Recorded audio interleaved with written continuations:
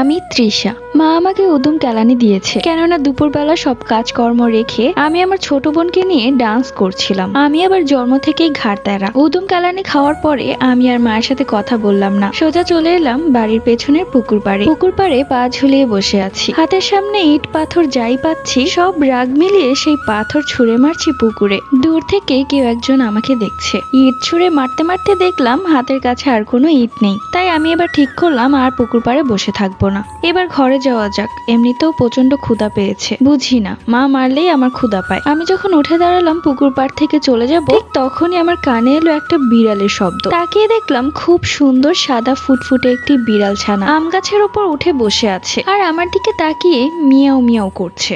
ভারী সুন্দর বিড়াল, এত সুন্দর বিড়াল এর আগে কখনোই দেখিনি। এই বিড়ালটা এখানে কোত্থেকে আসলো? এটা কি অন্য কারো বিড়াল? আমি এক পা দুপা করে আম গাছের দিকে যেতে লাগলাম। বিড়ালটাকে যেভাবেই হোক ধরতেই হবে। যখনই আমি হাত বাড়ালাম বিড়ালটাকে ধরার জন্য, তখনই দেখলাম বিড়ালটার মুখের আকৃতি কেমন যেন হয়ে গেল, কেমন যেন বিড়ালটা কপাল কুঁচকে ফেললো আর আমার দিকে ভয়ঙ্কর দৃষ্টিতে তাকিয়ে আছে, যেটা দেখে ভয়ে দৌড়ে বাড়িতে চলে গেলাম। গিয়ে দেখলাম মা ঝাড়ু হাতে দাঁড়িয়ে আছে। রে, আর রাগ করে থাকা গেল না নাকি? ক্ষুধা পেয়ে গেছে? তখন আমি হাঁপাতে হাঁপাতে মাকে বললাম একটা বিড়াল দেখেছি, বিড়ালটা খুব ভয়ঙ্কর। কিন্তু মা আমার কোনো কথাই বিশ্বাস করলেন না। এরপর খাওয়া দাওয়া শেষ করে রাতের বেলা আমি ভাবতে লাগলাম সেই বিড়ালটার কথা। মনের মধ্যে একটা খটকা লাগছে, বিড়ালটা কাদের? এই বিড়ালটাকে তো এর আগে কখনো দেখিনি। আমি যেখানে ঘুমাই সেখানে একটা জানালা আছে, আর সেই জানালা দিয়ে পুকুর পাড় একদমই কাছে। তখন জানালাটা খোলাই ছিল, হঠাৎ করে আমার কানে এলো সেই বিড়ালের শব্দ। মনে হলো সেই বিড়াল ছানাটা জানালার পাশেই বসে আছে। আমার আবার অত সাহস নেই যে গিয়ে দেখবো যে কি হচ্ছে, ব্যাপারটা কি। আমি এক পা দুপা করে সামনের দিকে এগুতে লাগলাম।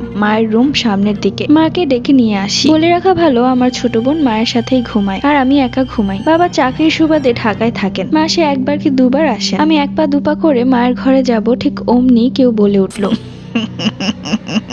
শব্দটা শোনা মাত্রই আমার হৃৎপিণ্ড যেন এক্ষুনি বেরিয়ে যাবে। কোনো রকমে ঘুরে জানালার দিকে তাকিয়েছিলাম, দেখলাম সেই বিড়ালটা জানালার পাশে বসে আছে আর আমার দিকেই তাকিয়ে আছে। তার চোখ দিয়ে যেন আগুন জ্বলছে, আর এই বিদঘুটে হাসির শব্দটা আর কেউ না, সেই বিড়ালটাই করছে। ভয়ে আমার গায়ের লোম দাঁড়িয়ে গেল। এটা কি করে সম্ভব? একটা বিড়াল কি করে এভাবে হাসতে পারে? তাহলে কি এটা কোনো বিড়াল না, বিড়ালের রূপ ধরে কেউ? এসব ভাবতে ভাবতে কিছুটা অন্যমনস্ক হয়ে গিয়েছিলাম। যখনই ঘোর কাটলো তখনই তাকিয়ে দেখলাম সেখানে কেউ নেই। এরপর যা হওয়ার তাই, চিৎকার করে বাড়ি মাথায় উঠিয়ে ফেললাম। দৌড়ে এলেন মা আমার রুমে। আমার চিৎকার চেঁচামেচিতে আমার ছোট বোনেরও ঘুম ভেঙে গেছে, সাথে মনে হচ্ছিল পাড়া প্রতিবেশীরও ঘুম ভেঙে গেছে। এরপর থেকে শুরু হলো ঝাড়ফুঁক করা। সকাল থেকেই কবিরাজের লাইন পড়ে গেছে বাড়িতে, এসে এসে আমাকে ঝেড়ে ফু দিয়ে যাচ্ছে। অনেকে এসে তাবিজও বেঁধে দিয়ে গেছে। পরবর্তী গল্প।